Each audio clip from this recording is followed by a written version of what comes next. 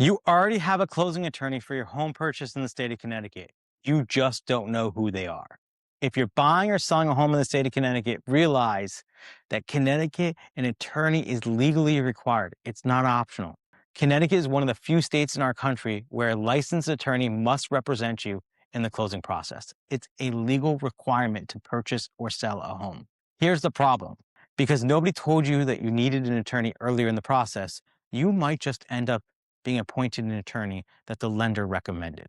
It's a stranger whose job is just to get the closing done. They're not necessarily protecting you. They're just trying to get the deal done.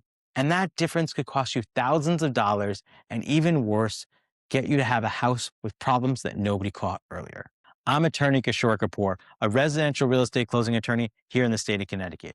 And every day I share videos educating you about the closing process so that you can be educated and have a smooth and hopefully stress-free closing. Let me tell you the story of this young couple. They made a decent salary. They were in their mid-30s. They were looking to purchase their first home. They got set up. They got a pre-approval. They went and found the perfect house. It's about $450,000. They went through the mortgage approval process, got everything approved.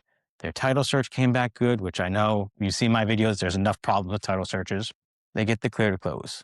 Their mortgage lender goes, you guys got the clear to close, contact your attorney to set up the closing. The client's like, wait, we have an attorney? We didn't know about this. So the lender said, yeah, we've been working with this attorney for months. Here's his name and number. Okay, well, they close, they go through that smoothly. About 8 months later, they call my office and they call me and they say, hey, what do we do?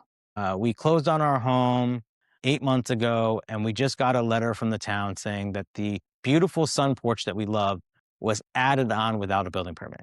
Why wasn't that caught? I'm like, I don't know, can you get me whatever paperwork you have? They get it to me. Well, apparently this attorney did not order a municipal search to check for building permits. Now, the unfortunate part for my clients now was that they ended up with a house that had an illegally built sunroom. Now, they were heartbroken because it was a beautiful sunroom.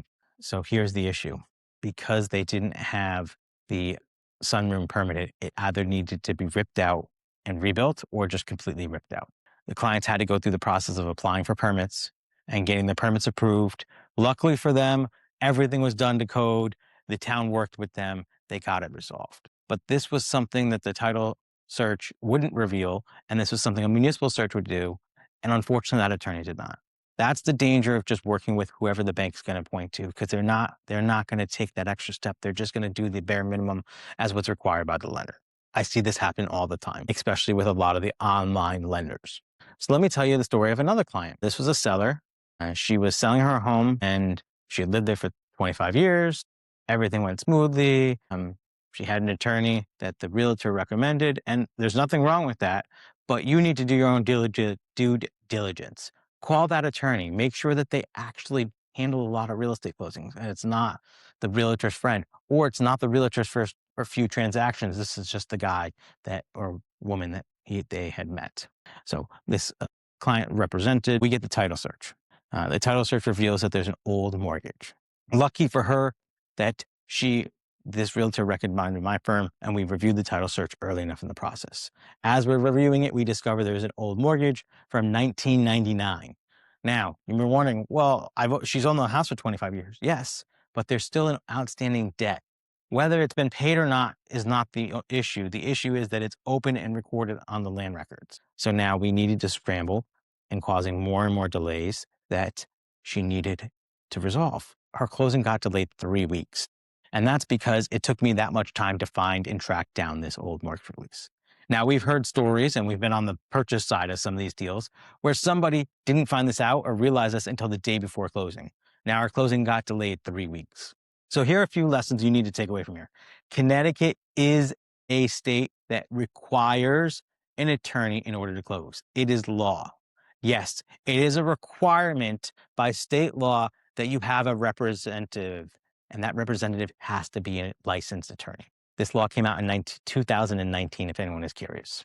Your lender's attorney doesn't necessarily have to be your attorney, and sometimes they shouldn't be your attorney. because the lender's attorney's job is to make sure that the lender's money is protected. Yeah, they'll do what they can do to process things to move it along and make sure most things are protected. But as you saw with that young couple I talked about a few minutes ago, it doesn't always happen. Okay. Now, the other part of this is that the cost of an attorney, right? That might be a big thing on your mind. The cost of attorney is built into your closing costs. When your loan estimate comes out, the loan officer gives you an estimate as to what it costs. And I'd say conservatively, it's probably anywhere from $800 up to $1,200. I've seen things outlying, but that's the most of the range. You can choose your own attorney. You don't have to wait for them to assign somebody. And I think the ideal time to hire an attorney is right when you're about to either accept an offer on the sale side or make an offer on the buy side. That gives us the chance to review the documents before you sign them if you have questions. So if you're looking to buy or sell a home in the state of Connecticut, or you know someone who is, don't wait until the lender hands you a name and says, this is your attorney. Reach out to us directly. We'll walk you through the process. We'll explain exactly what you need to know and make sure you're properly protected so you don't end up like one of my past clients that I'm sharing stories with, or one of the clients that came to us from another attorney. There's a link in the bio below. Be sure to click it, learn a little bit about us. And then this is one conversation that could save you from being a story like I just shared. As always, be sure to follow us if you found this valuable, because I share real life stories, real life situations on a daily basis, so you can walk into your next closing knowing what to expect.